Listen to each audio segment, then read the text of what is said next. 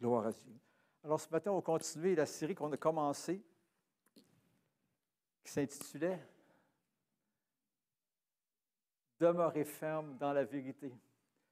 On est rendu à la partie 3, « Demeurer ferme dans la vérité ». On va parler ce matin de demeurer ferme dans la doctrine de la sanctification. Je ne sais pas si vous vous souvenez, la première partie qu'on a faite, on a parlé de demeurer ferme dans la connaissance de l'amour de Dieu. Dieu nous a aimés. On sait que Dieu nous a aimés. Dieu nous a aimés le premier. Dieu a prouvé son amour envers nous en donnant son Fils. Et l'amour de Dieu, c'est la base de toute chose. Dieu nous a rachetés par amour pour nous, à cause de son amour. Ensuite, on a parlé, la deuxième fois, on a parlé de demeurer ferme dans la doctrine de la rédemption. Puis on a parlé surtout de la justification qu'on avait en Jésus-Christ. Et on explique que la rédemption, c'était le rachat. Dieu nous a rachetés à cause de nos fautes, afin qu'on lui appartienne maintenant et qu'on puisse s'approcher de lui avec confiance. Et ce matin, on va parler, donc, au niveau de notre marche chrétienne. C'est-à-dire que pour que notre condition s'approche de plus en plus de notre position. On est déclaré juste par le Seigneur, c'est notre position, mais on n'est pas nécessairement juste et parfait dans notre conduite, on le sait ça. Mais ce qu'on veut dans la sanctification, ce que Dieu veut, ce qu'on veut, c'est de plus en plus marcher d'une manière digne du Seigneur, marcher dans ses voies, proches de son cœur. Alléluia! Alléluia! Être sensible à sa présence, être sensible à son esprit à tout moment de chaque jour, aller dans sa présence et à vivre en lui, à vivre par lui et à vivre pour lui. Merci Seigneur Jésus. Séparer des choses mauvaises pour être consacré à l'Éternel, le Dieu qui a créé le ciel et la terre, celui qui nous a aimés le premier, celui qui veut notre bien, celui qui agit en notre faveur, louange à son nom. Alléluia. Je vais répéter ce matin, parce que je pense que ça vaut la peine de le répéter, que le fait d'être ferme amène une grande bénédiction. Ça fait qu'on est solide, qu'on ne doute pas, qu'on ne remet pas en question la parole de Dieu, la vérité, aussitôt qu'il arrive d'opposition, de l'incompréhension ou des épreuves, mais qu'on demeure dans la parole de Dieu. Deuxièmement, ça apporte aussi une grande bénédiction, une paix profonde. Ça dit dans l'Écriture, à celui qui est ferme dans ses sentiments, tu assures la paix, parce qu'il se confie en toi. Alléluia. Quand on est ferme dans la vérité de Dieu, on reconnaît qui est Dieu, on reconnaît qui nous sommes aussi, nos faiblesses, notre besoin, notre dépendance à Dieu. Et ça nous apporte la paix. Il y a un passage qui dit aussi, Éternel, tu nous donnes la paix, car tout ce que nous faisons, c'est toi qui l'accomplis pour nous. Je pense dans Ésaïe 26 aussi. Tout ce que nous faisons, c'est toi qui l'accomplis pour nous. Le Seigneur nous accompagne en toutes choses. Ce qu'il nous demande de faire, il donne aussi la grâce pour l'accomplir, pour le faire. Béni soit son nom. Troisième point, ça ferme la porte à l'ennemi qui veut briser notre foi. L'ennemi cherche toujours à gruger notre foi, à gruger la vérité dans notre cœur, à promener du mensonge. Et il nous tient liés par le mensonge, mais la vérité nous libère. Alléluia! Ça nous permet d'apprécier ce que nous avons et ce que nous sommes en Jésus-Christ, et donc de le louer pour toutes les choses merveilleuses que Dieu a faites en nous et pour nous. Ça donne aussi la liberté au Saint-Esprit d'agir dans notre vie, parce que le Saint-Esprit agit quand notre foi est à la bonne place, quand on est dans la vérité. Et Jésus a dit de demeurer en lui, de demeurer dans sa parole. Et finalement, la vie chrétienne est beaucoup plus belle quand nous avons l'opportunité, quand on demeure ferme, quand on a l'opportunité d'être un meilleur témoin, on a la joie du salut dans notre cœur, on est conscient de ce que Dieu a fait pour nous autres et on marche humblement avec notre Seigneur. Je l'ai parlé aussi les dernières fois, c'est que c'est tellement important. Oui, important d'être ferme, mais il faut s'assurer qu'on est ferme dans la vérité de la parole de Dieu et non pas qu'on est ferme dans quelque chose qui est un mensonge finalement. Parce que ça va avoir des conséquences dans notre vie, évidemment, si on ne croit pas la bonne chose.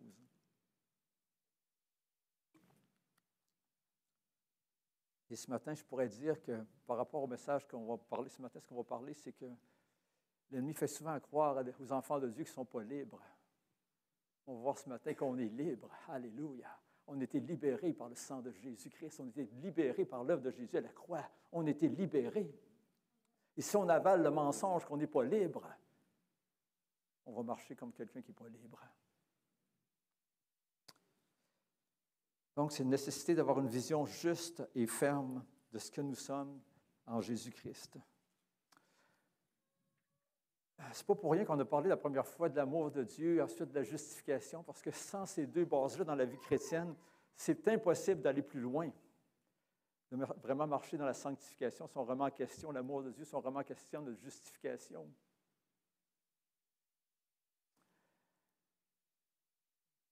OK. Ça dit dans l'Écriture, concernant la justification, on l'avait lu l'autre jour, je pense qu'on va le relire, c'est dans Romains chapitre 5, versets 1 et 2. Ça nous dit, étant donc justifiés par la foi, par la foi en Jésus-Christ, c'est ce qu'il a fait sur la croix pour nous autres. Pas justifiés par la foi qu'on est des bonnes personnes, qu'on a fait des bonnes œuvres, qu'on a compensé pour le mal qu'on a fait, mais par la foi en Jésus-Christ. L'homme a toujours la foi en quelque chose. Avant de venir au Seigneur, moi, je me disais, je vais sûrement aller au ciel, je ne suis pas pire que les autres. Mais ma foi était où? Était dans ce que je pensais être pas pire que les autres, en me comparant à qui? Aux autres. Je ne me comparais pas à la parole de Dieu, à l'Écriture, aux 10 commandements, mais je me comparais aux autres. Mais ma foi était là. Mais notre foi doit être en Jésus-Christ et son œuvre à la croix pour venir au Seigneur pour la justification et aussi pour la sanctification. On ne peut pas être sanctifié autrement que par la foi. Tout ce qu'on reçoit de Dieu vient par la foi. Il dit, étant donc justifiés par la foi, nous avons la paix avec Dieu par notre Seigneur Jésus-Christ, à qui nous devons d'avoir eu par la foi accès à cette grâce. C'est à lui qu'on doit ça. C'est pour ça qu'on lui rend grâce, c'est pour ça qu'on le loue. Il dit, dans laquelle nous demeurons fermes. On ne lâche pas le morceau. On ne lâche pas le morceau. Peu importe ce qui arrive, les circonstances, même si on a tombé, on ne lâche pas le morceau. On est quand même justifié par la foi en Jésus-Christ. On doit se repentir, demander pardon au Seigneur. Mais on reste ferme dans cette vérité-là. Et nous nous glorifions dans l'espérance de la gloire de Dieu. Alléluia. Il y avait aussi Ésaïe 54 qui était intéressant. Je pense que ça vaut la peine de le revoir. Ésaïe 54, le verset 14, qui nous dit « Tu seras affermi par la justice. » Tu seras affermi par le fait que tu es ferme dans la justice qui vient de Dieu, qui vient par Jésus-Christ. Tu vas être solide si tu demeures ferme dans cette vérité-là. Tu ne seras pas dans le doute. Tu vas savoir que Dieu est avec toi, que Dieu t'accompagne. Même si tu as tombé, trébuché il y a 5 minutes, tu as demandé pardon, tu sais que tu es justifié, que tu es lavé, que tu es purifié. Alléluia! Tu peux marcher avec assurance devant le Seigneur. Merci Jésus. Tu seras affermi par la justice. Il dit, bannis l'inquiétude car tu n'as rien à craindre. Et la frayeur car elle n'approchera pas de toi. Quand on est dans le doute, on peut craindre. On peut avoir peur. Mais quand on est confiant, quand on sait que Jésus a payé le prix, on sait que Dieu est avec nous. Quand notre foi est à la bonne place, qu'on sait qu'on s'est repenti, qu'on a fait ce qu'on avait à faire. Merci Jésus. Donc, ferme dans la doctrine de la sanctification. Ce que je voudrais parler avant d'entrer vraiment dans le vif du sujet, c'est pourquoi la sanctification? Pourquoi est-ce que c'est si important? J'ai sorti 5 points. Il y en a sûrement d'autres, là, mais des choses qui sont assez importantes. C'est que, premièrement, Dieu le veut. 1 Thessaloniciens, c'est-à-dire 4, versets 3 à 5. 1 Thessaloniciens 4, versets 3 à 5. Ce que Dieu veut, c'est votre sanctification. C'est sa volonté. C'est ce qu'il veut pour nous autres. C'est que vous vous absteniez de l'impudicité, ce que chacun de vous sache posséder son corps dans la sainteté et l'honnêteté, sans vous livrer à une convoitise passionnée, comme font les païens qui ne connaissent pas Dieu. Donc, c'est la volonté de Dieu. Et puis, quand on vient à Christ, ce qu'on veut faire, c'est sa volonté. J'ai dit, quand on vient à Christ, qu'est-ce qu'on veut faire? Sinon, sa volonté. Quand on lui donne notre cœur, notre vie, pourquoi qu'on fait ça? C'est parce qu'on veut faire sa volonté. Non plus la nôtre, mais la sienne. Deuxième point, c'est une condition. Hébreux 12, 14, quand ça dit « rechercher la paix avec tous et la sanctification, sans laquelle personne ne verra le Seigneur. » Quelqu'un qui se fout de la sanctification, qui ne marche pas dans cette direction-là, danger, danger. Le Seigneur est patient, le Seigneur est bon, mais danger.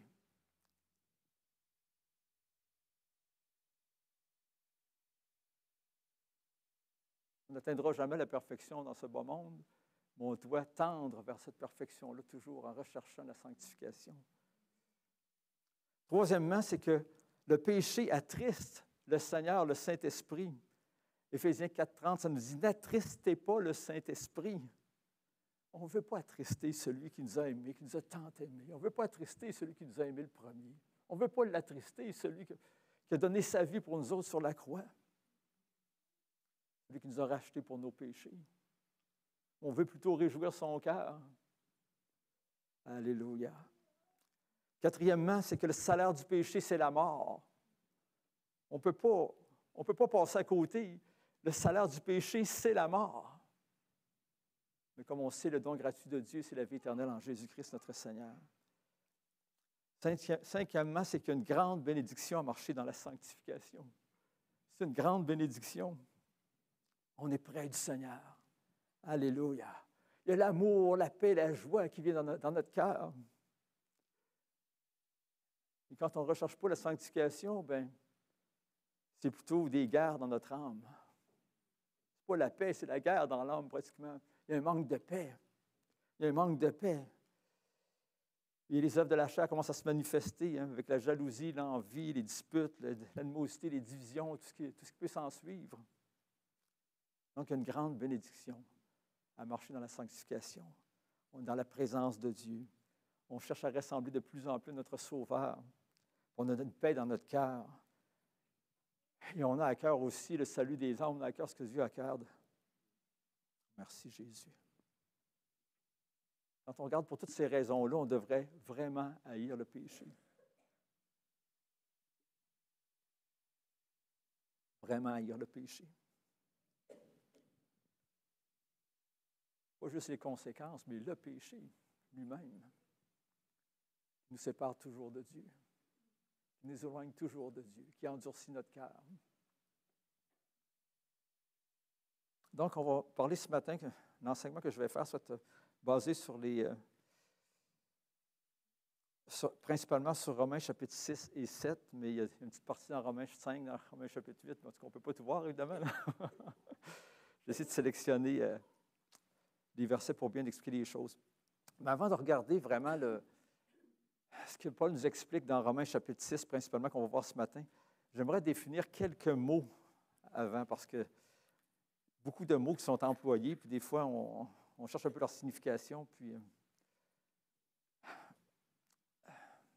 j'aimerais dire que j'ai une certaine compréhension de ce texte-là. Dès le début de ma vie chrétienne, j'ai beaucoup fouillé à cet aspect-là. Puis, aujourd'hui, en tout cas, je pense que je comprends mieux qu'avant, là. Mais il y a encore sûrement des choses à découvrir et à comprendre mieux dans ce texte-là. Parce que je vais essayer de donner ce que moi, j'en suis rendu dans un sens, dans ma compréhension. Alors, premièrement, il y a le mot péché avec un S. Ça veut dire quoi? Transgression de la loi de Dieu.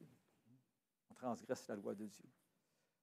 Mais dans Romains chapitre 5 un peu, et chapitre 6 particulièrement, où le mot péché sans S apparaît 17 fois, il est beaucoup plus question de la nature pécheresse que du péché lui-même.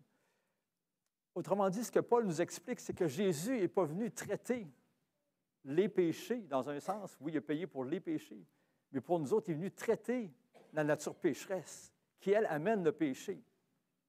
C'est comme si tu enlèves les pommes d'un pommier, il va en avoir encore l'année prochaine. Mais si tu coupes le pommier, tu n'auras plus de pommes. Alors, ce que Jésus voulait faire, c'est couper le pommier, qu'il n'y en ait plus de péché qui sortent. Et dans Romains chapitre 6, là, je ne veux pas aller trop loin là-dedans, mais juste pourquoi j'en arrive à la conclusion qui parle de la nature pécheresse, c'est que le verset 12, entre autres, est intéressant. Il dit que le péché ne règne donc point dans votre corps mortel.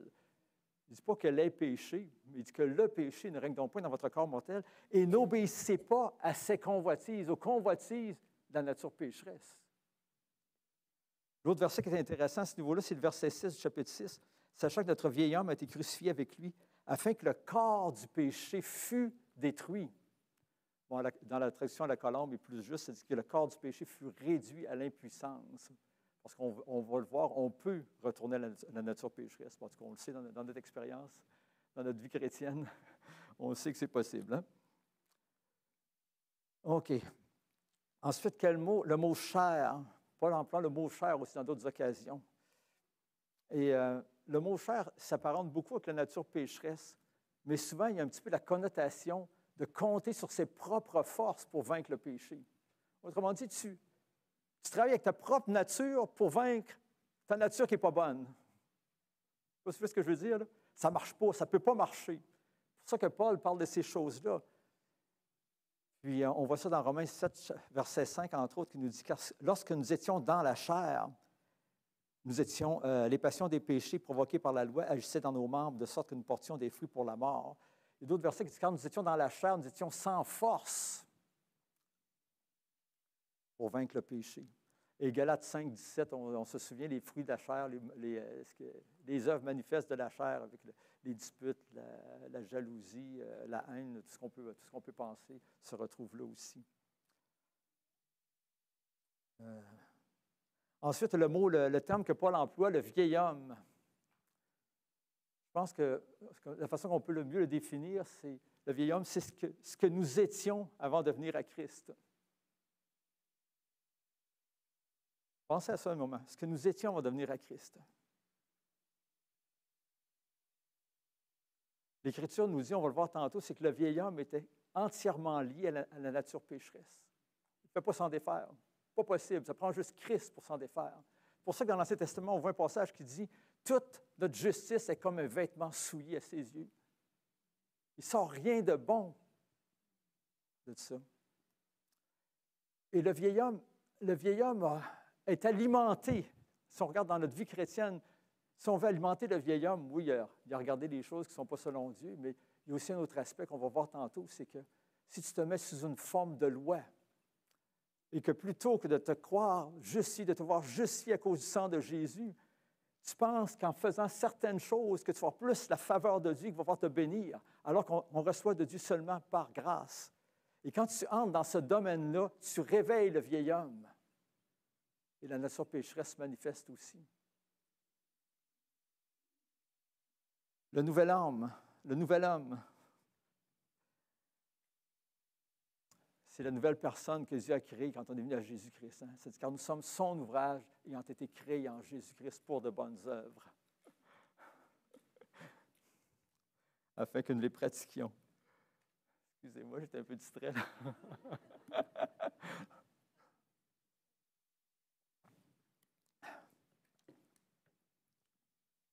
Le nouvel homme est lié à Jésus-Christ. Il est lié à Dieu en Jésus-Christ par la foi. Le nouvel homme est habité par le Saint-Esprit. Le nouvel homme est alimenté par la foi. Pour compter sur le Seigneur, pour marcher dans ses voies. Donc, le vieil homme vit par la loi. Hein, les plus et les moins pour se justifier. J'ai-tu assez fait? J'ai-tu fait les bonnes choses, etc.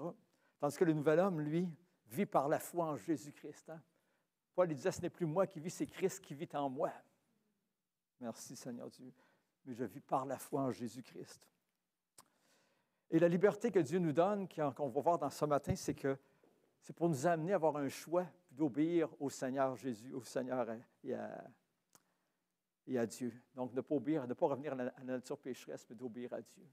Et quand on va le voir tout à l'heure, quand on marche de cette façon-là, il y a une puissance qui vient sur nous pour marcher dans les voies du Seigneur. Il ne nous abandonne pas, il ne nous laisse pas tout seul là-dedans. C'est lui qui donne la victoire. Je pense qu'on a chanté ça la semaine dernière. C'est Dieu qui donne la victoire. C'est Dieu qui donne la victoire. Ce n'est pas la loi qui donne la victoire. Il n'y a pas de victoire dans la loi, mais c'est Dieu qui donne la victoire. La loi était là pour révéler le péché, pour montrer qu'on avait péché, pour nous conduire à Christ. Mais la victoire est en Christ. Alléluia, la victoire est en Christ.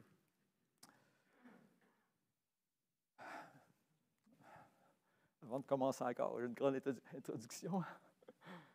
Je voulais juste parler très brièvement un peu de ma propre expérience. Donc, au début de ma vie chrétienne, en fait, le Seigneur m'a touché à un moment donné, mais quelques années plus tard, quand j'ai acheté une Bible, je veux voir la Bible le matin, puis ça fait des années que je voulais avoir une Bible, puis en ouvrant la Bible, j'ai dit, Seigneur, j'ai fait ma volonté jusqu'à maintenant, ça a marché plus ou moins. Il dit, maintenant, plus ma volonté, mais la tienne. Puis quand tu regardes ça, tu lis l'Écriture après, tu te rends compte que c'est le Saint-Esprit qui guidait ça. Hein. Cet esprit vient à notre secours. Puis à partir de ce moment-là, il y a des choses qui ont changé dans ma vie, hein, complètement d'un coup sec. Hein, des mauvaises pensées qui ont disparu. Pouf! Alors, il y avait encore des choses, des tentations aussi, toutes sortes de choses qui pouvaient venir. Puis un petit peu plus tard, quelques années après, ces premières années-là, je passais du temps dans la parole, dans la prière énormément. C'est sûr qu'on n'a pas d'enfants. Je n'étais pas tout seul au début, après ça, on s'est mariés, mais les circonstances étaient plus favorables pour rester proche du Seigneur, si on peut dire. Puis un peu plus tard, durant ma marche chrétienne, après quelques années, j'étais allé au garage de ma voiture, j'avais une réparation à faire, puis dans la salle d'attente, j'ai ouvert mon Nouveau Testament, puis je commence à lire Romains 6. Je ne sais pas pourquoi je lis Romains 6. Puis il y a quelque chose qui s'est passé, une compréhension qui s'est passée dans Romains 6, qui m'a apporté une liberté là, beaucoup plus grande à ce moment-là. C'est pour ça que je vais en parler aussi ce matin. Puis, je me souviens encore des fois, la tentation venait, puis je trouvais ça drôle. Je disais, merci Seigneur, je suis mort au péché, je suis mort à ça, je suis vivant pour toi. C'est quoi que tu veux que je fasse? Puis, en tout cas, c'était fantastique. Puis, après ça, quelques années plus tard, tranquillement, j'ai comme mis en oubli ces choses-là. Les enfants sont arrivés, toutes sortes d'occupations. J'ai mis en oubli ces choses-là. Puis là, ma marche chrétienne a été plus difficile. C'était plus difficile d'avoir la paix, de rester dans les voies du Seigneur. J'avais plus de difficultés. Jusqu'à ce que je revienne à ce que dit l'Écriture. Alléluia! Jusqu'à ce que je revienne et que là, on décide de rester ferme. Il faut être ferme dans la vérité. Comme je disais tantôt, l'ennemi se sert du mensonge pour nous lier. Donc, le sujet de ce matin, dans le fond, c'est un sujet qui est très vaste, puis je ne prétends pas du tout qu'on va faire le tour, là, loin de là. Je ne prétends pas non plus que je le connais tout, loin de là. Mais merci Seigneur pour ce qu'on sait. Merci Jésus. Donc, on va parler premièrement de la base pour comprendre ce qui nous est arrivé, c'est-à-dire la liberté que nous avons en Jésus-Christ, la liberté que Christ nous a acquise. Deuxième point, on va regarder quelques dangers qui sont associés à la loi. Non pas que la loi n'est pas bonne, la loi est bonne, mais c'est la façon dont l'homme la prend qui peut être un piège. Et troisièmement, on va regarder quelques portes d'entrée pour le péché dans notre vie.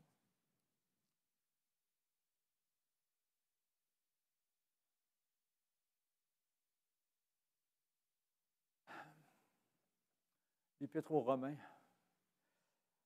Paul commence par parler au début que les Juifs qui sont sous la loi, les non-Juifs qui n'ont pas de loi, mais qui ont leur conscience, qui leur dit ce qu'ils font mal, ce qu'ils font bien, etc. Il dit tous les deux, tous les hommes, finalement, ils arrivent à la conclusion que tous ont péché, ils sont privés de la gloire de Dieu. Tous! Même si les Juifs avaient vu la loi, les promesses, etc., ils sont dans la même situation. Tous ont péché, ils sont privés de la gloire de Dieu. Et on peut tous être graciés, justifiés par le sang de Jésus-Christ. Après avoir parlé de ces choses-là, Paul va un petit peu plus loin, puis commence à nous parler que maintenant qu'on est justifié, qu'est-ce qui nous est arrivé aussi à la croix pour qu'on puisse avancer et marcher dans les voies du Seigneur dans la sanctification. Donc, on va lire Romains chapitre 5, verset 20 pour commencer, puis on va avancer.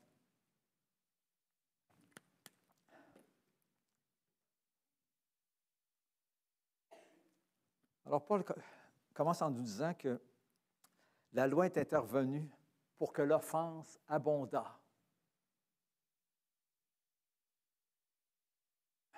En fait, la loi a permis à l'homme de voir qu'il avait fait bien plus d'offenses qu'il pouvait penser. Pourquoi? Parce qu'on avait notre conscience avant. Notre conscience n'est pas pareille, la mienne, que d'une autre personne à côté de moi, surtout quand on n'est pas au Seigneur. Là. Il y en a qui ont la conscience beaucoup plus élastique, que des choses sont... Pas grand-chose qui est péché, finalement.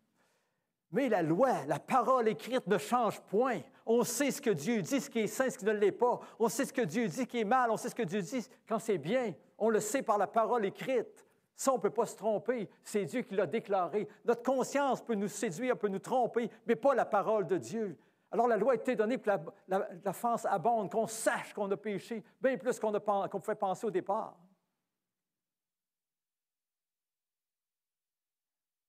Pour que l'offense abondât. Mais là, le péché a abondé. Il dit, la grâce a surabondé. Merci Seigneur Jésus, la grâce est plus grande que que l'offense.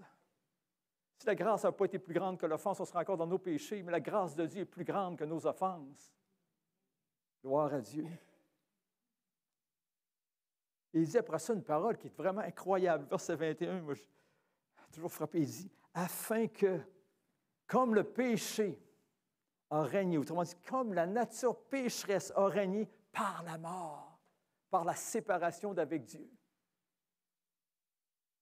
Comme on disait tantôt, le vieil homme était lié à la nature pécheresse, ne fait pas s'en défaire. Le péché, la nature pécheresse a régné par la mort. Il dit, ainsi la grâce régna par la justice. Maintenant, la grâce règne dans notre vie. Alléluia! Le Saint-Esprit peut habiter dans notre cœur par la justice qu'on trouve en Jésus-Christ. La puissance de Dieu pour nous aider à marcher dans les sentiers de Dieu habite en nous à cause de la justice qui est en Jésus-Christ. La grâce peut régner dans notre cœur et dans notre vie à cause de la justice qui est en Jésus-Christ. C'est pour ça que c'est si dangereux de retourner à une loi, une forme de loi, à penser de se justifier par une loi, parce qu'on se retrouve dans la mort. Notre foi n'est plus à la bonne place et la grâce ne règne plus dans notre cœur. On va en parler encore un petit peu plus tard.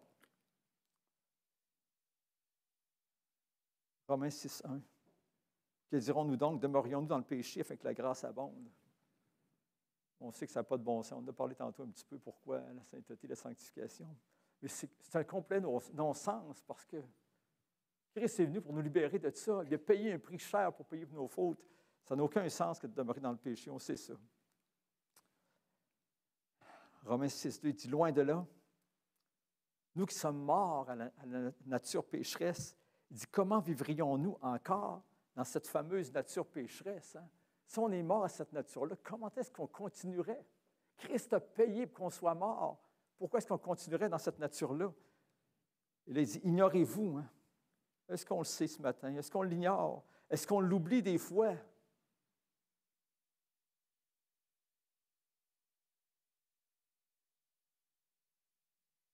Ignorez-vous que nous tous qui avons été baptisés en Jésus-Christ. Ici, il ne parle pas du baptême. Il parle quand tu es venu à la nouvelle naissance. Quand tu t'es repenti, tu as cru en lui. Tu as été baptisé dans le corps de Christ. Le Saint-Esprit nous a baptisés en Jésus-Christ, dans son corps. On a été immergés dans le corps de Christ. On fait maintenant partie du corps de Christ, des enfants de Dieu. Il dit, quand on a été baptisés, c'est dans sa mort qu'on a été baptisés. Aux yeux de Dieu, il nous a vus comme étant mourants, comme c'était mort avec Christ sur la croix. Pourquoi? Pour notre nature pécheresse puisse mourir avec Christ.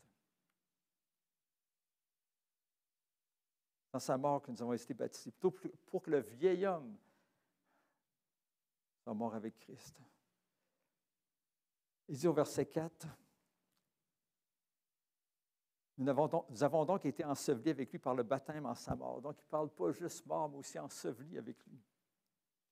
Afin que, comme Christ est ressuscité des morts, il dit, afin que, comme Christ est ressuscité des morts, pourquoi? Parce que si on était unis à lui dans sa mort, on est aussi unis à lui dans sa résurrection. Il dit, afin que comme Christ est ressuscité des morts par la gloire du Père, alléluia, il dit, de même, nous aussi, nous marchions en nouveauté de vie. Merci Jésus, par la puissance de l'Esprit, par la gloire du Père. De même, nous aussi, nous marchions en nouveauté de vie, par la puissance de Dieu, qu'on marche en nouveauté de vie, pas par nos propres forces, mais par la puissance de Dieu. Il dit, de même, comme Christ est ressuscité des morts par la gloire du Père, de même, vous aussi, vous marchez en nouveauté de vie par la gloire du Père. On devient une nouvelle créature, habitée du Dieu vivant et vrai, du Saint-Esprit de Dieu, qui vient nous aider pour qu'on puisse marcher dans les sentiers de Dieu.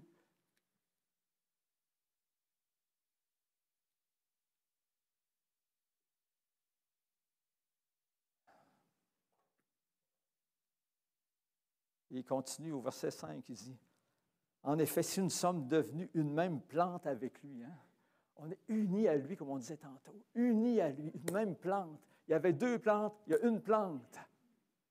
Hein? On est dans le corps de Christ, immergés dans le corps de Christ, baptisés dans le corps de Christ, en lui. C'est pour ça que Jésus disait toujours, « Demeurez en moi, je demeurerai en vous. » Parce qu'on a la liberté aujourd'hui. On peut demeurer en lui, on peut ne pas demeurer en lui. C'est la même chose pour ça ici. On peut demeurer. Nous avons donc été ensevelis avec lui par le baptême en sa mort. Il dit, afin que comme Christ est ressuscité des morts, je répète, excusez-moi, en effet, si nous sommes devenus une même plante avec lui par la conformité à sa mort, nous le serons aussi par la conformité à sa résurrection. Donc, il répète un peu les mêmes choses ici. Là. Si on était unis avec lui dans la mort, on est unis aussi avec lui dans la résurrection. Il dit au verset 6, sachant. Sachant. Moi, j'aime ça quand le Seigneur nous dit sachant. Hein? Vous savez que. C'est bon de se souvenir, c'est ce que la parole de Dieu dit. Sachant. Est-ce qu'on en est conscient? Quand vient la tentation, est-ce qu'on en est conscient? Est-ce qu'on le sait encore ou est-ce qu'on l'a oublié? Il dit, sachant que notre vieil homme a été crucifié avec lui. Le vieil homme a été crucifié avec Christ. Il dit, afin que le corps du péché, comme on disait dans la colombe, ça fut réduit à l'impuissance pour que nous ne soyons plus esclaves du péché. Ça veut dire quoi? Si on n'est plus esclave, ça veut dire qu'on est libre. Avant, on n'était pas libre, on était lié, on était esclave. Mais maintenant, on est rendu libre. On est rendu libre. Hein? Libéré, Christ m'a libéré, on est rendu libre. On est rendu libre. On est rendu libre. Quand on est où? En Jésus-Christ. Alléluia, on est rendu libre. Verset 7, il le dit, « Car celui qui est mort est libre du péché. » Essaie de faire pécher un mort. Il est dans sa tombe. Bien difficile. Tu ne feras pas fâcher. Tu vas l'insulter autant que tu voudras.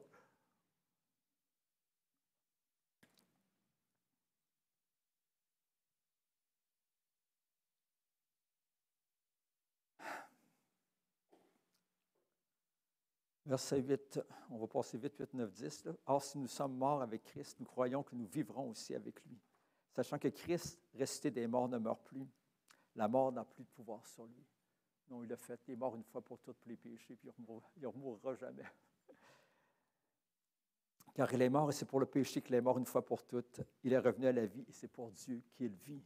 Si on est en lui, évidemment, on revient à la vie aussi avec lui, comme on disait. Et le verset 11 qui est tellement important, que le Seigneur m'avait montré justement quand j'étais au garage, cette fois-là, il y a à peu près 30 ans, je ne me souviens pas, en tout cas. Il dit ainsi, avec tout ce qu'on a expliqué, tout ce que Paul explique, il dit ainsi, hein?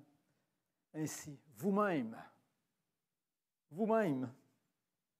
chacun d'entre nous, il dit, regardez-vous, considérez-vous comme mort au péché, comme mort à la nature pécheresse. Considérez-vous comme ça et comme vivant pour Dieu en Jésus-Christ. Hein? Seigneur, qu'est-ce que tu veux que je fasse?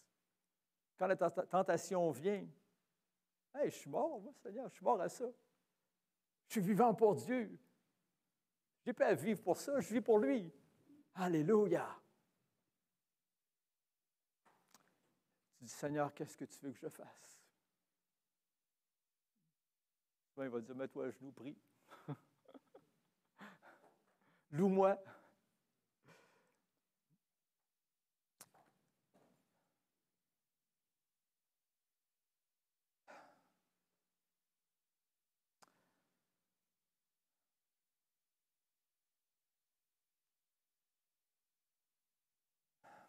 Paul nous dit ici, autrement dit, de se voir tel que Dieu nous voit. Se voir selon ce que Christ a fait pour nous autres sur la croix. Se voir mort à la nature pécheresse et vivant pour Dieu. Le verset 12 nous dit que le péché, que la nature pécheresse ne règne donc point dans votre corps mortel. Ça veut dire quoi? C'est qu'on peut y revenir, comme on disait tantôt, on a la liberté.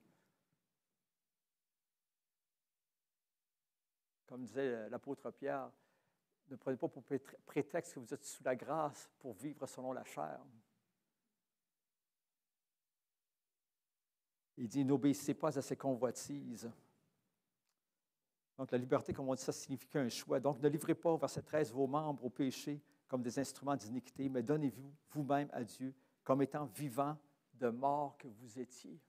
On était morts par nos offenses, séparés de Dieu, aucune relation avec lui. Mais maintenant, on est vivants pour Dieu. Maintenant, on peut se confier en lui, s'appuyer sur lui, se donner à Dieu comme vivants, alors que nous étions morts, et offrir à Dieu vos membres comme des instruments de justice. Et le verset 14, qui revêt une importance immense aussi que je commence à beaucoup mieux comprendre depuis quelques années que je l'ai compris tout le reste de ma vie, là. Même s'il m'a fait du bien il y a 30 ans, il va en faire encore plus aujourd'hui. Il dit, car le péché, car la nature pécheresse n'aura point de pouvoir sur vous. Alléluia, il n'aura pas d'emprise sur vous. Il dit, puisque vous êtes non sous la loi, mais sous la grâce. Il dit, quand tu demeures dans la grâce, quand tu demeures dans la foi en Jésus-Christ et ce qu'il a fait pour nous sur la croix, quand ta foi est en cela, c'est seulement en cela, quand tu ne penses pas qu'à cause que tu as fait des choses, que tu mérites quelque chose de la part de Dieu, quand tu ne penses pas parce que tu as fait quelque chose de mal que tu ne mérites pas de la part de Dieu, mais parce que tu t'es repenti, mais quand tu fondes ta foi seulement en Jésus-Christ et son œuvre à la croix, il dit, le pouvoir du péché est brisé. Mais quand tu reviens à une forme de loi, il n'y a pas de garantie. Et au contraire, le pouvoir du péché revient.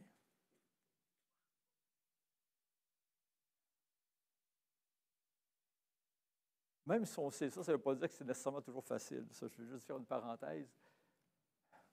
Des fois, on se fait prendre, des fois, on s'impatiente, ça ne prend pas grand-chose, parce que dans nos pensées, on a des inquiétudes ou peu importe quoi.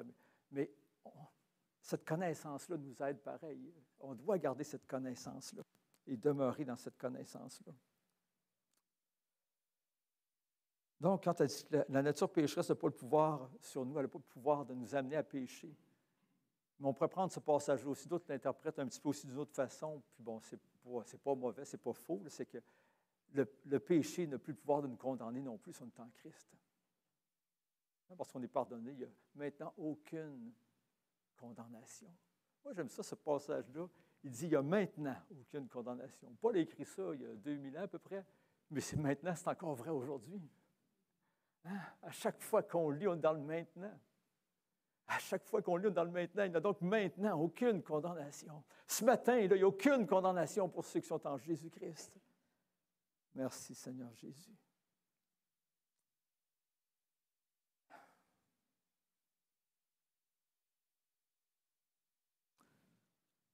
Verset 15. Il revient encore à la question du début. Quoi donc, pécherions-nous parce que nous sommes non sous la loi, mais sous la grâce? Encore une fois, loin de là. Ça va de soi, ça.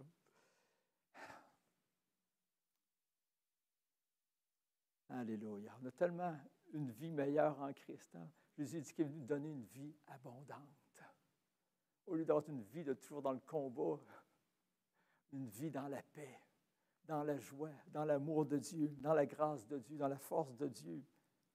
Ça ne veut pas dire qu'il n'y a pas d'épreuves, comme on dit tout le temps, ça c'est vrai, il y a des épreuves, des tribulations, d'opposition, etc., mais on est en paix avec le Seigneur, en paix avec nous autres mêmes aussi. Un croyant réellement né de nouveau cherche à se débarrasser du péché, pas à rester dedans. En même temps, je dis ça, mais en même temps, j'ouvre une parenthèse parce qu'il y a des gens qui ont cherché fort. Je me souviens qu'il y a un homme que j'ai connu relativement peu quand même, puis qui semblait vivre des problèmes assez difficiles. Puis, je pense que les conseils que le pasteur lui donnait, il fallait qu'il prie plus, qu'il fasse plus, qu'il lit plus la Bible, etc., pour pouvoir être délivré. Je le voyais à genoux tout le temps, il priait. Mais je pense qu'on est venu à penser qu'à cause des œuvres, que Dieu le sanctifierait. Mais ça ne marche pas de même. On reçoit par la foi. Et puis, il s'est découragé. Et je peux comprendre ça. Des fois, quelqu'un se décourage parce qu'il n'y a pas de solution, il n'a pas trouvé de solution. On n'a pas à se décourager. La solution est en Christ. La solution est dans Romains chapitre 6, dans cette explication-là, de mettre ça en application. Puis, tranquillement, le lien du péché va se briser. Ce ne sera peut-être pas instantané, mais le diable n'aura pas le choix. Il ne peut pas entendre la vérité. Il ne peut pas demeurer dans la vérité. Donc, si on demeure dans la vérité, Jésus a dit, vous êtes vraiment mes disciples si vous demeurez dans ma parole. Vous demeurerez dans ma parole et vous connaîtrez la vérité, et la vérité vous rendra libre. Alléluia. Elle va vous rendre libre. Jésus l'a dit. Il n'a pas dit qu'elle va te rendre libre nécessairement instantanément, mais elle va te rendre libre si tu demeures dans la parole de Dieu, dans la vérité de Dieu. Verset 16.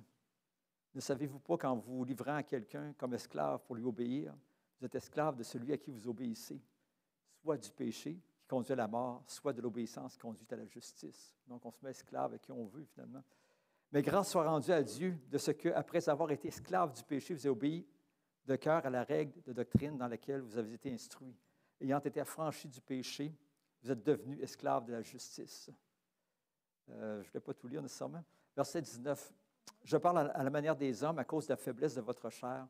De même donc que vous avez livré vos membres comme esclaves à l'impureté et à l'iniquité pour arriver à l'iniquité. Vous remarquez qu'il y a quelqu'un qui s'en va vers le péché, s'enfonce de plus en plus. Il dit ainsi maintenant, livrez vos membres comme esclaves à la justice pour arriver à la sainteté. Et c'est la même chose avec le Seigneur. Plus on s'habitue à marcher dans la justice, dans la sainteté, plus on avance dans cette sainteté-là, plus on progresse. Verset 22, mais maintenant, étant affranchi de la nature pécheresse et devenu esclave de Dieu, vous avez pour fruit la sainteté, pour fin la vie éternelle. Car le salaire du péché, c'est la mort, mais le don gratuit de Dieu, c'est la vie éternelle en Jésus-Christ, notre Seigneur. OK. Donc maintenant, on va parler... C'est long un petit peu.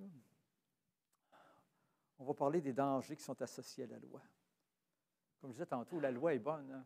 L'apôtre Paul le dit, la loi est bonne. Mais il dit, quand je lisais la loi, quand je regardais la loi, bien, ça provoquait des passions dans ma chair. Mais le premier danger de la loi que je voulais parler un peu ce matin, j'en ai glissé un mot déjà, c'est que quand on cherche à se justifier ou à obtenir quelque chose de Dieu en se basant sur nos accomplissements, notre performance, ou plutôt, peu importe quoi, là, plutôt que de s'appuyer sur Christ. C'est aussi vrai pour la sanctification que pour la justification. On ne peut pas être justifié, si on le sait, hein, par la loi. Non, la loi nous condamne. La loi révèle le péché. Elle nous conduit à Christ qui nous justifie. Mais on ne peut pas être sanctifié non plus par la loi. Il n'y a aucune puissance dans la loi pour sanctifier. La loi nous montre ce qui n'est pas bien, nous conduit à Christ pour qu'on soit sanctifié, justement. De la même manière que pour la justification. Je ne sais pas si on comprend bien ce que je dis ce matin, là. Ça m'a pris du temps à comprendre ça. C'est que la loi est aussi importante pour la sanctification que pour la justification, pour nous conduire à Christ. Mais pas pour nous sanctifier, pas pour nous justifier, mais pour nous conduire à Christ. Le deuxième point concernant le danger par rapport à la loi, c'est malheureux, c'est qu'il y en a certains qui pensent que maintenant qu'on est sous la grâce, on peut vivre comme on veut, qu'on n'a plus de loi. Pas vrai, c'est la loi morale n'a pas changé. La loi morale existait bien avant Moïse. Si vous lisez Abraham, la loi morale existait. Puis elle existera toujours. Pas juste dans l'Ancien Testament. Donc, dans Romains chapitre 7, l'apôtre Paul nous explique que nous sommes morts à la loi. Tantôt, il a parlé qu'on était morts à la nature pécheresse. Il dit aussi en Christ, on est mort à la loi. Mort à la loi dans le sens qu'on est mort à l'idée qu'on peut être justifié par la loi. La loi est toujours présente, la loi est toujours là pour nous conduire à Christ, comme je disais tantôt. Autant pour nous justifier que pour nous sanctifier, mais on est mort à cette loi-là pour essayer de se justifier. On est mort à cette loi-là pour essayer de trouver dans la loi la ressource pour nous donner la victoire. Mais on vient à Christ qui est le victorieux, qui lui nous donne la victoire.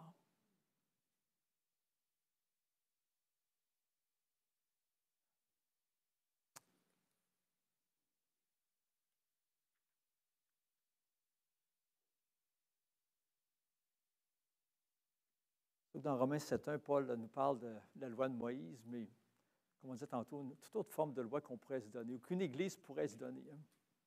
J'ai déjà entendu, il faut aller à l'Église les dimanches pour être sauvé. Ou on peut s'en faire nous autres mêmes aussi. Hein.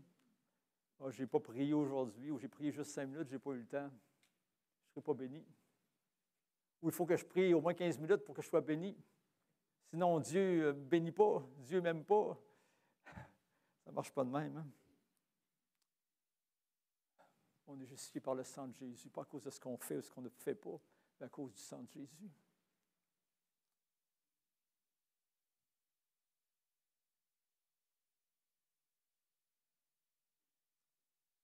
Donc, le verset 1, « Ignorez-vous, frères, car je parle à des gens qui connaissent la loi, que la loi exerce son pouvoir sur l'homme aussi longtemps qu'il vit. » Puis il donne l'analogie d'une femme qui est mariée, qui ne peut pas se marier à un autre parce qu'elle est adultère. Mais si son mari meurt, là, maintenant, elle peut se marier. Mais c'est une analogie avec tout, avec Christ. Maintenant qu'on est mort à la loi, on ne doit pas se marier à la loi. On ne doit pas chercher la justification dans la loi ou chercher une ressource dans la loi pour nous sanctifier. Parce qu'on est mort maintenant. La semaine passée, le pasteur nous a parlé d'adultère spirituel, mais si Paul parle d'adultère spirituel aussi, quand tu cesses de t'appuyer sur Christ, sur son œuvre à la croix, pour chercher à avoir l'approbation de Dieu, puis que tu t'appuies sur des choses que tu as faites pour avoir son approbation sur toi-même ou sur des œuvres que tu as faites, tu deviens adultère de façon spirituelle. Tu trompes Christ.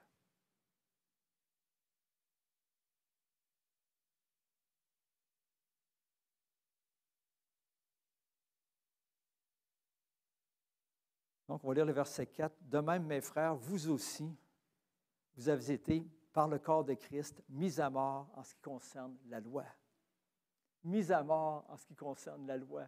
Mis à mort en ce qui concerne la loi. Alléluia. Pour que vous apparteniez à un autre. Alléluia. Comme la femme, le mari est mort, elle appartient par ça à un autre. Il dit, pour que vous apparteniez à un autre. Il dit à celui qui est resté des morts, afin que nous portions des fruits pour Dieu. Ça veut dire quoi? C'est que si tu t'attaches à la loi, une forme de loi, tu ne porteras pas des fruits pour Dieu. Comme on l'a dit tantôt, ça réveille la chair qui va essayer de combattre, de vivre. Ça réveille le vieil homme. Ça ramène la nature pécheresse. On porte du fruit pour Dieu quand on est attaché à Christ et qu'on sait que Christ est la source de tout ce qu'on a besoin, autant de justification, de sanctification, de force pour marcher dans ses sentiers, de tout ce qu'on a besoin pour vivre en Jésus. Alléluia. Il dit, car lorsque nous étions dans la chair, c'est-à-dire avant de venir à Christ, les passions des péchés provoquées par la loi agissaient dans nos membres, de sorte que nous portions des fruits pour la mort. Il dit même la loi, à cause qu'on était pécheurs, la loi provoquait même des passions encore. C'est comme si l'interdit, les gens disent ça, l'interdit semble plus, je pourrais dire, attrayant. Verset 6. Mais maintenant, nous avons été dégagés de la loi. La loi n'est pas morte, comme on disait tantôt, la loi existe toujours, mais on a été dégagés de la loi. Dans le sens, comme je dis encore une fois, je le répète, c'est dans le sens que la loi ne nous justifie pas, la loi ne donne pas la victoire, mais c'est Christ qui nous justifie, qui nous donne la victoire. Tu es dégagé de la loi, mais la loi est toujours bonne, comme je disais tantôt, pour nous conduire à Christ, nous ramener à Christ, nous ramener dans les voies de Christ. Mais maintenant, nous avons été dégagés de la loi, étant morts à cette loi sur laquelle nous étions retenus, de sorte que nous servons dans un esprit nouveau. Alléluia. Nous servons dans un esprit nouveau. Nous servons dans un esprit nouveau. Nous servons en étant en relation avec le Dieu saint, avec le Dieu vrai. Nous servons en étant en soumission au Seigneur. Il dit, dans un esprit nouveau et non selon la lettre qui a vieilli. Dans Galates, Paul disait, « Demeurez donc ferme et ne vous laissez pas mettre de nouveau sur le joug de l'esclavage. » La loi amène un esclavage.